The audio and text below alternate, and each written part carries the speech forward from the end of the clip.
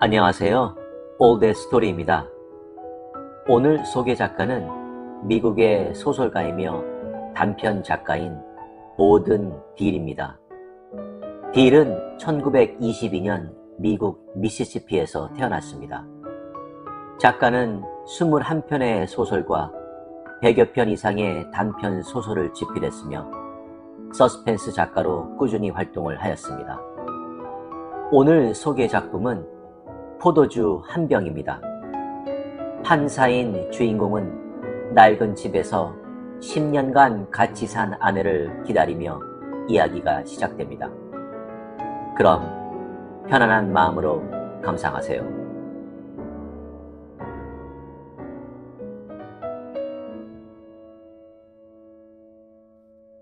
포도주 한 병, 오든 딜. 판사는 문이 보이는 곳에 앉아서 기다렸다.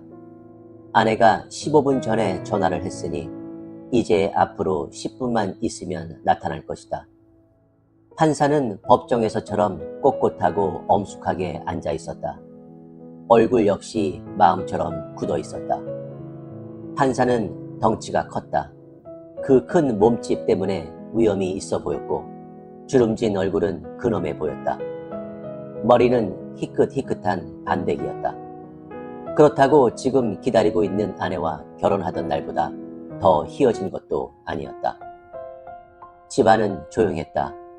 하얀 2층 집인데 그의 집은 고목들이 줄지어 선 거리에서 좀 떨어진 곳에 있는 하얀 2층 집이었다. 그가 지금 아내를 기다리면서 앉아있는 의자처럼 낡아서 색깔도 바래고 여기저기 흠집이 생기긴 했지만 편안한 집이었다. 이 집은 그의 아버지가 판사였을 때 지은 아주 오래된 집이었다. 자동차 소리가 들렸다. 판사는 움직이지 않았지만 마음을 좀 더 굳게 다져먹었다. 그리고는 집 근처에 멈춘 자동차 소리와 현관 앞에서 걸어오는 또각거리는 발자국 소리, 그리고 주저하지 않고 문 손잡이를 돌리는 소리를 조용히 듣고 있었다. 그는 그녀가 틀림없이 올 거라고 생각했다. 한 번은 더 보게 될 줄 알았지. 딱 한 번 더. 그녀는 문을 열고 판사를 쳐다보았다. 안녕하세요, 판사님. 판사는 그녀의 목소리를 주의 깊게 들었다. 긴장한 목소리는 아니었다. 그러나 평소처럼 밝고 스스럼 없는 목소리도 아니었다. 그저 아무런 감정도 담기지 않은 건조한 목소리였다. 안녕, 그레이스? 그는 자신의 목소리가 어떻게 나올지 걱정하며 말했다. 그리고 그레이스가 어떤 반응을 보이는지 보려고 그녀를 자세히 쳐다보았지만 그녀는 아무런 내색도 하지 않았다. 마치 얼굴에 헤어스프레이를 뿌려서 고정시켜 놓은 듯이 무슨 모임이나 파티에 갈 때마다 짓곤 하던 그 밝은 표정과 눈빛을 하고 있었다. 판사는 이제야 마침내 그녀가 나쁜 여자라는 것을 알게 되었다고 생각했다. 결혼 생활 동안 의심해 보지 않은 것은 아니지만 이젠 확실히 알 것 같았다. 그 허영심까지 포함해서. 그레이스는 2층 옷장 속에 가득 찬 값비싼 옷을 놔두고는 떠날 수 없다고 생각하는 여자였다. 몇 조각의 천 조각 때문에 상처 입은 남자의 가슴을 한 번 더 아프게 해도 상관없는 허영심에 가득 차고 아주 이기적인 여자였다.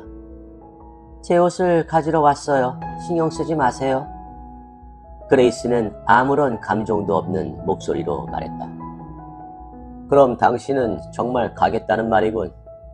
그레이스가 계단에 한 발을 올려놓았다. 물론이에요. 당신도 알고 계셨잖아요. 아신 지 일주일이나 됐어요. 오래 걸리지 않을 거예요. 옷을 꺼내고 나서. 그레이스는 그를 쳐다보지도 않고 계단을 올라가기 시작했다. 당신 남자친구는 어디 있나? 어디 모텔에서라도 기다리고 있나? 차에서 기다리고 있어요. 짐을 저 혼자 옮기기가 힘들 것 같다며 도와주러 왔어요. 그녀는 걸음을 멈추지도 않고 지나가는 말처럼 무덤덤하게 말했다. 판사는 다시 혼자가 되었다. 당신이 이렇게까지 할 줄은 몰랐어. 그는 혼자서 고통스럽게 뇌까렸다. 판사는 한여름 복도인데도 리넨 코트를 입고 있었다. 그는 코트를 추스리며 일어서서 뒷주머니에서 389경 권총을 꺼내 조심스럽게 들여다보고는 다시 주머니에 넣었다. 그리고는 문으로 걸어갔다. 문을 열자 마치 손가락으로 때리듯 얼굴에 후끈한 열기가 느껴졌다. 큰 나무 그늘이 드리워져 있기는 했지만 덥기는 마찬가지였다. 거리에 콘크리트 도로를 굽고 있을 태양을 생각하자 금방 이마에 땀방울이 쏟았다. 판사는 현관 끝까지 가서 차에 앉아있는 젊은 청년을 바라보았다. 그 청년은 판사를 보고는 화들짝 놀랐다. 청년은 아주 잘생겼고 그레이스보다 더 젊어 보였다. 판사는 계단을 내려가 차 옆으로 가서 차창 안을 들여다보았다. 난 그레이스의 남편일세. 자네가 윌리스인 모양이군. 판사는 아무 필요도 없이 말을 했다. 판사는 그 청년의 부드러운 얼굴이 일그러지기를 기다리며 빤히 쳐다보았다. 그리고 청년에게 자신이 거친 욕을 하거나 폭력을 행사할 위험이 전혀 없어 보인다는 확신을 갖기를 바라며 꾹 참고 기다렸다. 판사는 청년을 차에서 나오게 하려면 어떻게든 해야겠다고 생각했다. 집으로 들어가서 기다리지. 여기 차 안에 앉아 있다가는 더위를 먹을 텐데 말이야. 윌리스는 머뭇거리다가 곧 차문을 열고 나왔다. 그는 보기 좋게 그을린 피부에 건장한 체격이어서 반백의 판사 옆에 서니 훨씬 더 젊어 보였다. 판사는 그레이스가 잘 골랐다는 생각이 들었다. 돈도 있을까? 그래, 돈도 있을 거야. 죄송합니다, 선생님. 전 오고 싶지 않았지만. 윌리스는 차 앞을 돌아 판사 앞으로 다가서면서 판사의 얼굴을 흘끗흘끗 쳐다보았다. 하지만 그레이스가 짐을 가져가려면 누가 도와줘야 할 거야. 이 무더위에 숙녀가 힘들게 짐을 질 수는 없지. 난 너무 늙어서. 판사는 윌리스의 팔을 끌어 집으로 데리고 들어가면서 집 벽이 두꺼워서 겨울에 따뜻하게 하기가 힘들기는 하지만 여름에는 참 시원하다느니 요즘 짓는 집들은 벽이 과자 상자처럼 얇아서 이런 남부의 기후 속에서는 에어컨 없이 살 수 없다는 둥 생각나는 대로 찌꺼렸다. 그런데도 계속 날림 공사만 하는 거야. 난 가끔씩 건축업자들처럼 무식한 놈들도 없다고 생각하네. 윌리스는 판사가 끝없이 말하는 통에 말 한마디 못하고 집안까지 들어섰다. 집안은 시원해서 순식간에 리넨 코트 밑에 셔츠에 배었던 땀이 말라버려 소름이 돋았다. 앉게, 곧 돌아오겠네. 판사는 윌리스를 혼자 남겨두고 부엌으로 갔다. 그리고는 지하실로 내려가기 전에 뒤쪽 계단에 서서 귀를 기울였는데 그레이스가 움직이는 소리는 들리지 않았다. 어두운 지하실도 시원했다. 판사는 어둠 속에서 손으로 더듬어 지하실 한가운데 있는 전등을 찾아 불을 켰다. 그리고 선반으로 가서 광주리 안에 있던 술병을 꺼냈다.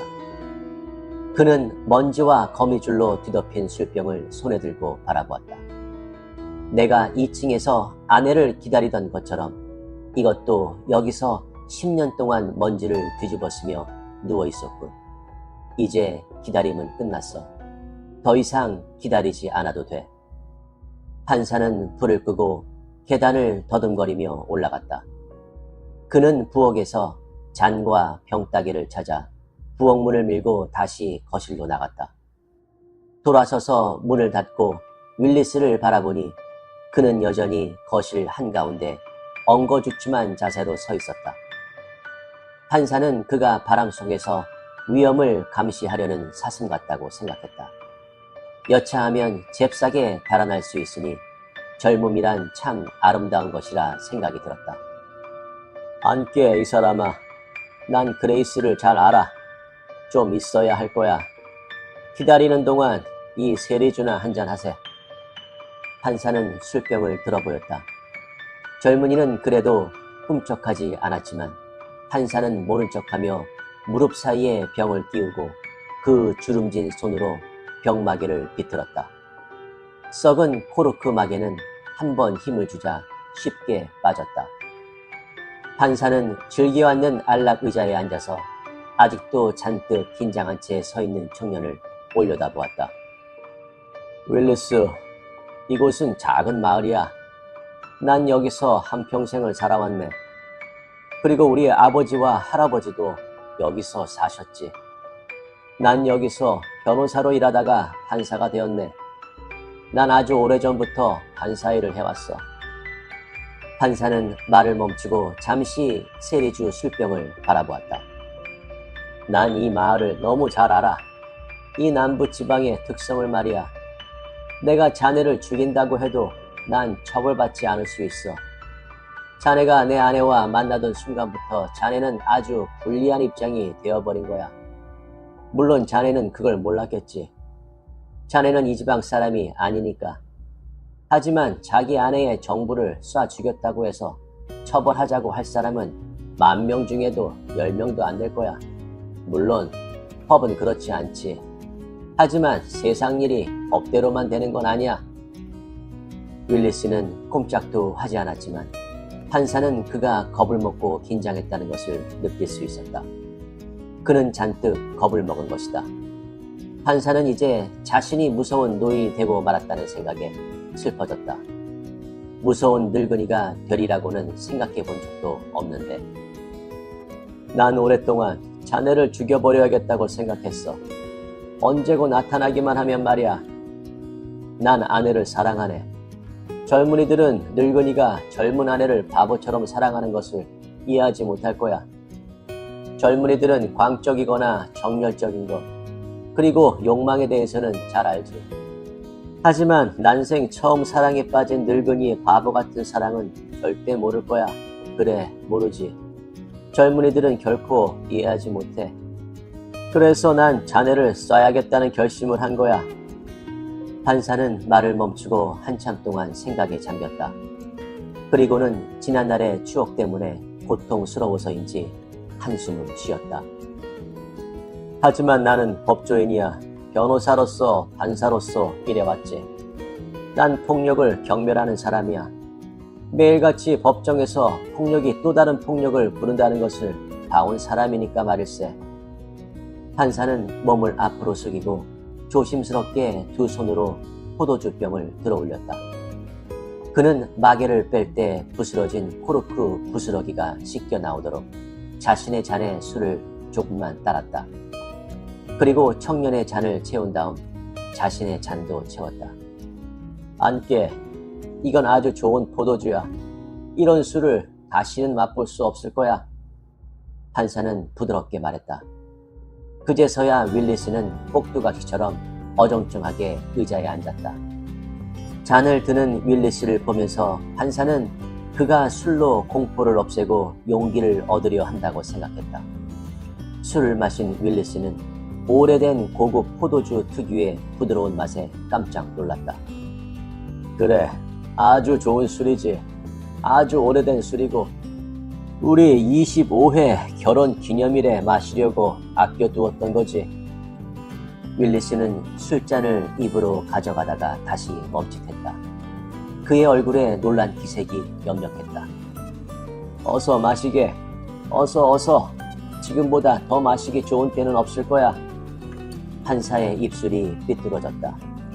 판사는 술이 가득 찬 차가운 잔을 두 손으로 감싸쥐고 의자에 등을 기댔다. 그는 술잔을 돌리며 최면이라도 걸린 듯이 맴도는 술을 바라보았다. 그레이스와 나는 프랑스로 신혼여행을 갔지. 그게 그녀의 조건 중에 하나였어. 아내는 한 번도 여행해 본 적이 없어서 그랬던 모양이야. 우리는 프랑스에서 국경을 넘어 스페인으로 갔지. 그런데 돌아오는 길에 아내가 이 오래된 아몬텔라도를 숨겨 가지고 나온 거야. 그레이스의 몸속에 숨겨서 세관을 통과했지. 그래도 그때는 법을 어겼다는 것이 아주 낭만적으로 느꼈었다네. 그렇게 몰래 가져온 술을 우리는 25회 결혼 기념일에 따기로 하고 여태 아껴두었던 걸세. 벌써 10년 전이군. 윌리스는 다시 술잔을 들었다. 이번에는 꿀꺽꿀꺽 들이켰는데 잔이 몇 모금도 남지 않자 음미하면서 마시고 싶은지 조금씩 마셨다. 판사는 몸을 앞으로 숙여서 그의 잔을 채워주었다. 천천히 마시게. 이 술은 음미하면서 마셔야 할 가치가 있으니까 말이야. 나는 우리가 불법적으로 들여온 이 술을 맛보기 위해서 10년을 기다렸네. 그리고 앞으로 15년은 더 기다려야 될 거라고 예상했었지. 하지만 그레이스를 기다리면서 지금 이 술을 마시는 게 잘된 일인 것 같군. 그렇게 생각하지 않나? 제가 오지 말았어야 했습니다. 제가 생각이 없어서. 판사는 손을 내저었다. 난 자네가 와서 반갑네, 윌리스. 나는 말할 사람이 필요했는데 내 아내가 사랑하는 사람보다 더 적격자가 누구겠나? 이 넓은 남부에서 누가 자네보다 더 내 말에 관심을 가져주겠나? 나이를 먹을수록 대화가 아쉬워지고 남는 것은 대화했던 추억뿐이지.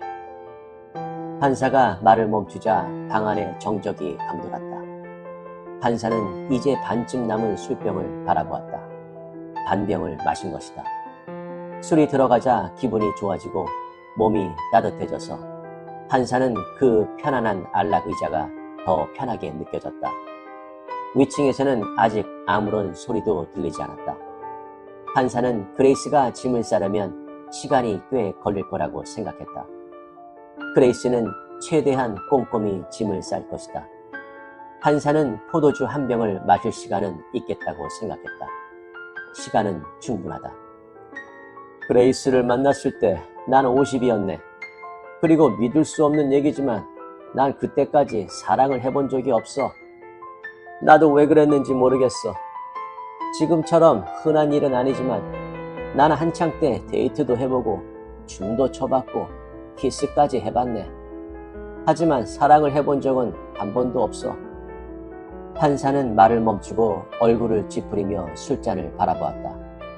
그는 윌리스의 잔에 술이 남아있는 것을 보고 말을 계속했다. 그의 목소리가 서늘한 공기 속으로 천천히 부드럽게 울려 퍼졌다.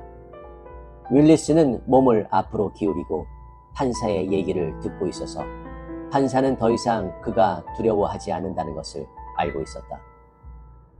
그레이스는 내 비서였어.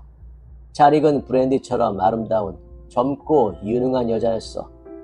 그녀는 새로 이 동네로 이사해 왔기 때문에 그녀의 집안에 대해서는 몰랐네. 하지만 일주일도 못 돼서 난 사랑에 빠졌지. 그레이스를 만나기 전에 그것은 불가능한 일이었어. 그레이스는 아름다울 뿐만 아니라 영리하기도 했지. 늙은 호라비와 비서의 애정 행각이 흔히 어떻게 끝나는지를 잘 알고 있었던 거야. 자신은 그런 꼴을 당하려고 하지 않았지. 판사는 잠시 말을 멈추고 나서 조심스레 단어를 골라가며 다시 말을 이었다. 나는 그때 그녀가 같은 건물에 근무하는 사무원과 육체적 관계를 맺고 있다는 것을 몰랐었어. 물론 알았다 해도 그게 나에게 큰 영향을 주지는 않았을 걸세. 윌리스는 충격을 받은 듯한 얼굴로 일어섰다. 더 이상 듣고 싶지. 윌리스가 굳은 목소리로 말했다. 판사는 앉으라는 듯이 손을 저었다. 지금의 그레이스는 그때와 달라. 지난 10년 동안 변했고 많이 배웠지. 그래, 얼마나 배웠는지 몰라. 그녀가 음탕했다는 얘기는 아닐세. 판사가 과거를 회상하는 동안 잠시 정적이 흘렀다.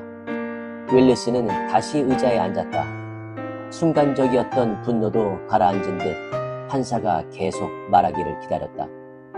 판사는 맛을 음미하면서 오래된 술을 천천히 마셨다.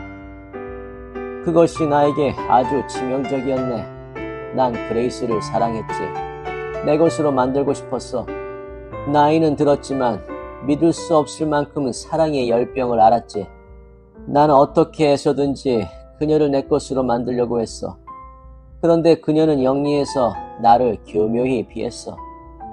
그럴수록 나는 그녀의 웃는 모습을 한 번이라도 보고 싶어졌지. 그녀의 월급과 휴가비도 올려주었네. 판사는 말을 멈추고 한숨을 쉬었다. 그런 식으로 1년을 보냈어. 말이 1년이지. 정말 너무나 길었어. 판사는 술병을 들어 볼에 비추며 병 속에 액체가 빛나는 것을 바라보았다. 그러고는 술잔을 가득 채운 다음 2층에 귀를 기울였다. 쿵쿵거리는 소리가 들렸다. 곧 내려오겠군.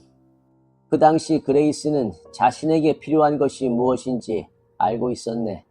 나와 결혼하는 것. 이 50의 늙은이와 결혼하는 것이었어. 나에겐 많지는 않지만 그래도 돈도 좀 있고 명예도 있었거든. 그녀는 이곳으로 이사를 왔기 때문에 난 그녀의 가족이 어디서 왔는지도 몰랐어. 그녀는 한 번도 말해주지 않았지. 아마 그녀도 기억하지 못할 걸세. 여자란 집안 내력이나 생일 따위는 잊을 수 있으니까 말이야. 나이? 그건 문제가 아니었지. 그레이스는 나를 정열적인 육체를 가진 한 남자로서 대하지 않았어. 권력을 가진 판사로밖에 보지 않는 거야. 그녀는 나를 사랑한 것이 아니라 그녀의 과거를 잊게 해줄 수 있는 나의 위치를 사랑한 거야. 당시에는 나도 그걸 몰랐었지. 오랜 시간이 지난 동안 아주 조금씩 고통스럽게 알게 되었지. 물론 그레이스는 이 말을 모두 부정할 거야. 우리가 어떻게 결혼하기로 결정했는지는 말하고 싶지 않네. 그날 오후에 내 사무실에서 있었던 일은 생각하고 싶지도 않으니까. 그녀는 1년 동안 매일 내 앞에서 꼬리만 치다가 무자비하게 나를 낳고 챈 거지. 판사는 윌리스가 자신을 쳐다보고 있는 것을 느꼈다. 믿기 어려운 이야기겠지, 안 그런가? 글쎄요. 윌리스는 불분명한 목소리로 말했다. 판사가 그의 말을 잘랐다. 그래, 저 사람은 이제 다른 사람이 되었어. 그때는 필사적이었지만 말이야. 그녀는 그때 25살이었고 사무원은 평생 사무원 노릇밖에 할 수 없다는 것을 알고 있었으니까. 저 사람은 이제 그렇게 필사적이지가 않아. 오래전부터 느긋해졌지. 하지만 10년 동안 같이 사셨어요. 선생님께서는 지금 그레이스에게 화를 내고 계시지만 10년을 같이 사셨어요. 윌리스가 용기를 내서 말했다. 판사는 웃었다. 화? 그레이스는 약속한 대로 내가 만족을 주었어. 나는 오랫동안 그 누구와도 나눠 갖지 않고 그녀를 내 것으로 소유하고 있었어. 그녀는 나이든 내 심신에 차고 넘칠 만큼 기쁨을 주었지. 아들까지 낳아주었으니까. 윌리스가 놀라서 움츠렸다. 그레이스가 그 얘기까지는 하지 않은 모양이었다. 아들이 있었다는 건 몰랐나? 아이 이름은 바비지. 그 애는 지금 멀리 떨어진 곳에 있는 학교에 있지. 난 아들을 원했는데 갖게 된 거야. 제왕절개 수술을 하긴 했지만 말이야. 애는 하나뿐이고 난 지금 60살이야. 그리고 저 사람은 나와 헤어지려고 하는 거지. 전 그레이스를 사랑합니다. 이해하시거나 믿으실 수는 없겠지만 전 그녀를... 물론 그렇겠지. 그레이스는 대단한 여자야. 자신이 여자라는 것을 최대한 이용할 줄 알지.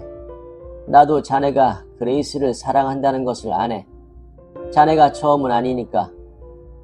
판사는 말을 멈추고 술병을 바라보았다. 윌리스는 권하기도 전에 술잔을 내밀었다.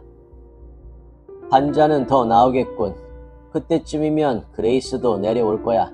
천천히 마시게. 이런 술을 다시 마셔보기는 힘들 테니까. 정말 힘들 거야. 판사는 술잔에 검고 울퉁불퉁한 얼굴을 숙이고 제사 술을 따르듯 정중하게 술을 따랐다. 두 사람 모두 몸을 앞으로 숙이고 술이 병목에서 흘러나와 잔에 채워지는 것을 바라보았다. 판사가 의자에 등을 기대고 잔을 들었다. 그레이스는 2년 전부터 나돌기 시작했어. 내가 58세 되던 해였지. 뻔히 알면서도 막아볼 도리가 없었지. 나는 그녀가 적당한 사람을 고르면 내게서 떠날 거라는 것을 알고 있었어. 어쩌면 나는 자네를 기다려왔는지도 몰라, 윌리스. 판사는 술잔 너머로 윌리스를 보았다. 그레이스가 자네에게서 뭘 원하고 있는지 무척 궁금하군, 윌리스. 정말 궁금해. 윌리스는 잔을 움켜쥐고 판사를 쳐다보았다. 그의 잘생긴 얼굴은 그의 손처럼 아무런 떨림도 없었다. 그는 뭐라고 대답해야 할지 난감해하며 판사를 쳐다보기만 했다. 그는 할 말이 없어서 판사가 말을 계속하기를 기다렸다. 난 알 것 같아. 그건 자네 젊음일 거야, 윌리스. 내가 옛날에 그레이스에게서 원했던 것처럼 그레이스는 자네의 젊음을 원하고 있는 거야. 자네는 몇 살인가, 윌리스? 저 사람은 이제 35살이야. 판사가 집이 떠나갈 듯이 웃음을 터뜨렸다.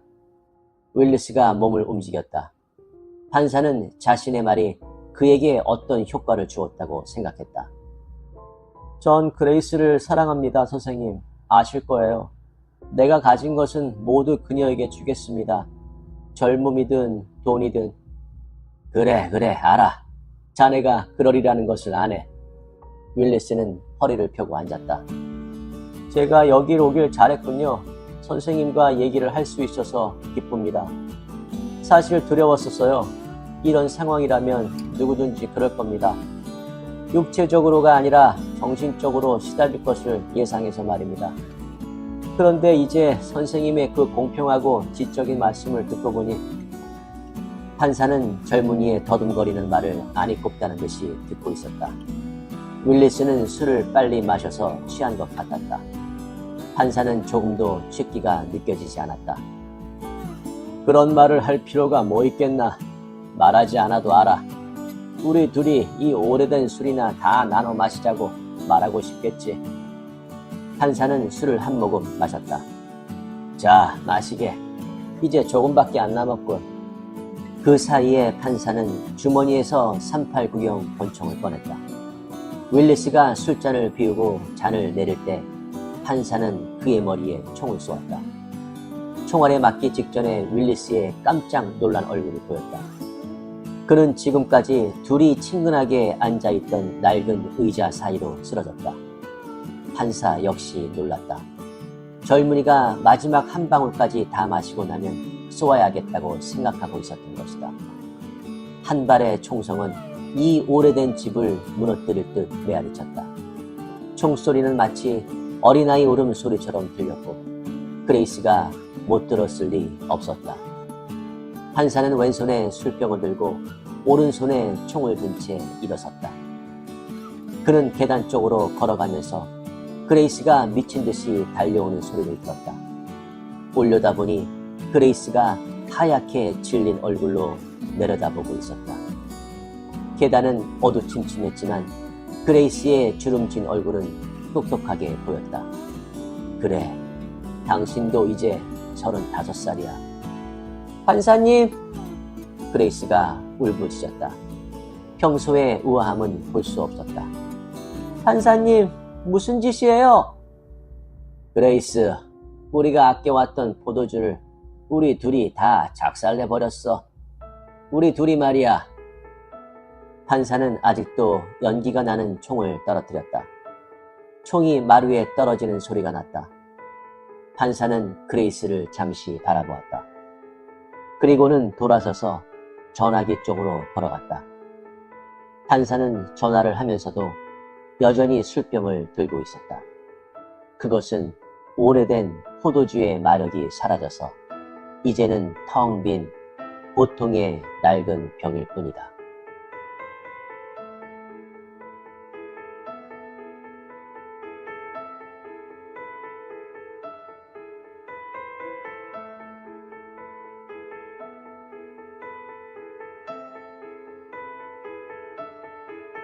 어떠셨나요? 얼핏 들어서는 포도주 한 병이라는 제목이 스토리와 연관이 있을까라는 생각이 들기도 했지만 가만히 생각하고 들여다보면 포도주 한 병의 의미가 매우 깊다는 것을 알 수 있습니다. 우선 주인공인 판사는 이름이 소설 속에는 등장하지 않고 그저 판사라고만 나오고 그의 아내 역시도 그를 판사님이라고 부르고 있습니다. 작가는 이야기 전반에 걸쳐 판사가 윌리스를 죽일 것인지, 그렇다면 어떤 방법으로 죽일 것인지 궁금해하면서 긴장감이 고조됩니다.